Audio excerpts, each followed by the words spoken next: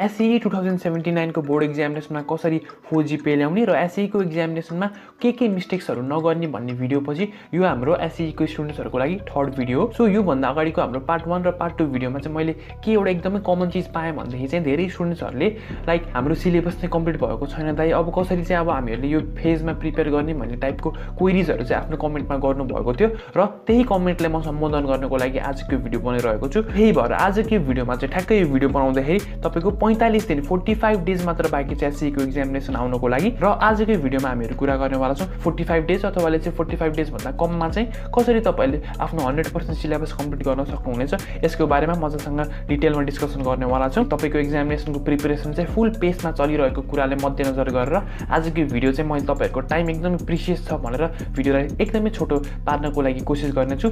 So अब ढिला नगरिकन सिधै पोइन्टको बारेमा कुरा गरौँ। सो धेरैजनाले चाहिँ हाम्रो यो युट्युब च्यानलको भिडियोजहरूमा त्यसपछि अनि मलाई पर्सनली डिएममा पनि मेसेजहरू गरेर दाइ हाम्रो स्कुलले त हाम्रो सिलेबस नै कम्प्लिट गरिदिएको छैन, अब कसरी ल्याउने 4 GPA, अब कसरी चाहिँ अब आफ्नो एसईको एक्जामिनेसन राम्रो गर्ने भन्ने टाइपको क्वेरिजहरू चाहिँ मलाई सोध्नु भएको। ठिक छ, सो यस्तो बेला चाहिँ म तपाईँहरूले एउटा के कुरा सजेसन दिन चाहन्छु भनेदेखि धेरै स्कुलको अहिले सिलेबस कम्प्लिट नहुनु चाहिँ एकदमै नर्मल छ। किनभनेदेखि तपाईँको लाइक यो वर्ष पनि यो सेकेन्ड वेभ कोभिडको यो ओमिक्रोन वेभले गर्दाखेरि निकै नै स्कुलहरूलाई मर्का परेको थियो। धेरै स्कुलहरू अनलाइनको मिडियमबाट अब जबरजस्ती पढाउन ट्राई गरिरहेका थिए। सो यस अभियसली अब लाइक फिजिकल क्लास जतिको पेसमा तपाईँको सिलेबस कम्प्लिट गर्न अनलाइनमा त्यति सजिलो छैन। त्यही भएर यस हामीहरूले स्कुलको पनि व्यथाले यति बेला बुझ्नुपर्छ। तर अब जब यो सेकेन्ड वेभ कोभिडको गइसकेपछि पनि यदि तपाईँको स्कुलले चाहिँ लापरवाही गरेर तपाईँको सिलेबस कम्प्लिट गर्नको लागि फुल पेसमा अगाडि बढिरहेको छैन रुटिन आइसकेपछि भनेदेखि तपाईँहरूले चाहिँ अब यो सिचुएसनमा आफ्नो स्कुललाई कुनै पनि हालतमा प्रेसर दिनुपर्छ। ठिक छ, भनेदेखि यार यदि तपाईँहरू नेपालको एजुकेसन सिस्टम हेर्नुहुन्छ भनेदेखि क्लास 10 सम्म त म के खुलेर भन्छु भनेदेखि स्टुडेन्ट्सहरूलाई स्पुन फिडिङ गराइन्छ। ठिक छ, तपाईँको स्कुलले स्पेसली प्राइभेट स्कुल्सहरूले म्याथमेटिक्स बुकको हरेक सोलुसनदेखि लिएर नेपालीको व्याख्यासम्म लाइन बाई लाइन टिचरहरूले लेखाइदिनु भएको एक्जाम्पल्सहरू हामीहरूले प्रशस्त पाउँछौँ। यस स्याड रियालिटी हो यो नेपालको र एजुकेसन सिस्टमलाई पनि रातारात कहिले पनि चेन्ज गर्न मिल्दैन। त्यही भएर स्पुन फिडिङकै माथिबाटै सिस्टम छ भनेदेखि म तपाईँलाई स्पुन फिडिङमै जानको लागि रिकमेन्ड गर्न चाहन्छु। ठिक छ, म यता तपाईँहरूलाई आएर होइन त्यो 3 इडियट्समा र्यान्चरले दिएको लेसन जुन छ नि कि लाइफमा घोकेर होइन बुझेर पढ्नुपर्छ र बुझेपछि मात्र मार्क्स आउँछ भन्ने त्यस्तो खालको केही अनरियलिस्टिक ज्ञान दिन चाहन्न। ठिक छ, स्पेसली यो एसईको लेभलमा एसई लेभलको एक्जामिनेसनको बारेमा मात्र कुरा गर्ने हो भनेदेखि तपाईँहरूले जति कुरा निल्न सक्नुहुन्छ, जति घोक्न सक्नुहुन्छ, जति रट्न सक्नुहुन्छ र त्यो रटेको कुराले पेपरमा जति सक्दो किताबको लाइन बाई लाइन जसरी छाप्न सक्नुहुन्छ त्यही बेसिसमा तपाईँको राम्रो मार्क्स आउने हो।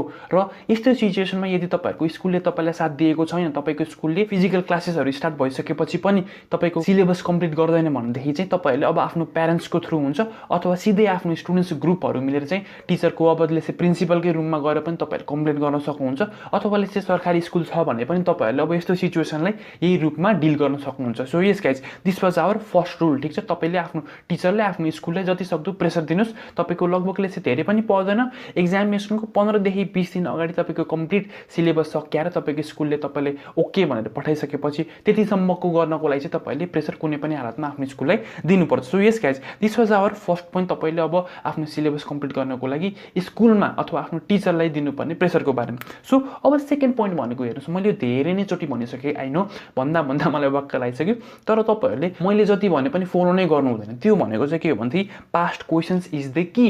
पास्ट क्वेसन तपाईँसँग ओल्ड इज गोल्ड छ, त्यसबाट 90 to 95% क्वेसन्सहरू रिपिट हुन्छ भन्ने म ग्यारेन्टी तपाईँहरूलाई दिन्छु। भने पनि तपाईँहरूले अब यसले चाहिँ किन लापरवाही गर्नुहोस्। ठिक छ, र लेट्स चाहिँ तपाईँको चाहिँ सिलेबस तपाईँको स्कुलले कम्प्लिट नै गरिदिएको छैन रे, ओके, तर लेट्स चाहिँ त्यो सिलेबस अथवा त्यो नपढाइएको सिलेबसबाट पास्ट क्वेसन्समा क्वेसनै आएको छैन भनेदेखि चाहिँ त्यो क्वेसनको अब पनि तपाईँहरूको एक्जामिनेसनमा आउने चान्स चाहिँ एकदमै कम हुन्छ अथवा लेट्स चाहिँ त्यो रिस्क फ्याक्टर चाहिँ अलिकति भए पनि मिनिमाइज हुन्छ। त्यही भएर चाहिँ सकेसम्म तपाईँले आफूसँग भएको ओल्ड इज गोल्डलाई अब जसरी हुन्छ A to Z ओके फर्स्टदेखि लास्टसम्म मजासँग सल्भ गर्नुहोस्। ओल्ड इज गोल्डमा भएको सबै म्याथमेटिक्सको क्वेसन्सहरूको सोल्युसन चाहिँ आफ्नो कपीमा टिपेर राख्नुहोस्। नेपालीको सबै व्याकरण हेर्नुहोस्, त्यसपछि साइन्सको पनि सबै क्वेसन्सहरू हेरेर जानुहोस्। त्यसमा म तपाईँहरूलाई ग्यारेन्टी दिन्छु कि तपाईँको A+ आउनलाई तपाईँले कसैले पनि रोक्न सक्दैन भनेर। Okay, so this was our second point. भने थर्ड पोइन्ट भनेको चाहिँ लेट्स चाहिँ अब मैले चाहिँ के सोचेँ भनेदेखि यो फ्री टाइममा लेट्स चाहिँ इन केस तपाईँहरूको अब यो नेपाली क्लास कम्युनिटीमा जो हुनुहुन्छ एसई स्टुडेन्ट्सहरू तपाईँहरूको लाइक सिमिलर प्रब्लम छ अथवा लेट्स चाहिँ तपाईँहरूलाई चाहिँ केही कुरामा कन्फ्युजन छ, लेट्स चाहिँ अब कसलाई सोध्ने कहाँबाट एन्सर लिने टाइपको कन्फ्युजन्सहरू छ भनेदेखि चाहिँ हामीहरूले अहिले एउटा नयाँ भाइबर कम्युनिटी क्रिएट गरेको छौँ, एसई 2079 लास्ट आवर टोली। ओन्ली। सो यो भाइबर कम्युनिटीको लिङ्क म तल डिस्क्रिप्सनमा पिन गरेर राखिदिन्छु, तपाईँहरूले यो कम्युनिटीलाई हाम्रो जोइन गर्न सक्नुहुनेछ र आफू जस्तै अरू एसई स्टुडेन्ट्सहरूसँग इन्टरेक्ट गरेर तपाईँहरूले सकेसम्म एडभान्टेज चाहिँ लिन सक्नुहुन्छ। जस्तै तपाईँलाई कुनै क्वेसन आएन भनेदेखि भाइबर कम्युनिटीमा पोस्ट गरिदिनु, त्यसपछि अर्को साथीले तपाईँलाई हेल्प गर्नुहुन्छ।